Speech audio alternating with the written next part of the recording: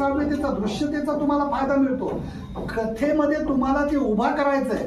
आणि रेणूची सगळ्यात ताकद मोठी ही आहे की तिनं वाक्यातनं शब्दातनं ते माहोल उभा केला आणि ते कॅरेक्टर उभे केले. जे तुम्हाला दिसत रंगमंचावर दृश्य रूपात दिसले नाही तर तुमच्या डोळ्यासमोर उभी करते.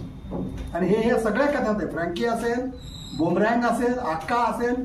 आक्काचं वजन किती असेल म्हणजे मला हे वाचत असताना असं जाणवलं की ती कुठेतरी वार्धक्याने थकलेली विशिष्ट पद्धतीनं चालत असेल आणि वरचं रूप तिथं जे गुडघ्याला मोडद्या तर असं काहीतरी बोलत असेल पण आतून भयंकर प्रेमळ आहे. आणि हे तिनं कुठेही न लिहिताना तुमच्या डोळ्यासमोर ती आक्का उभी करते.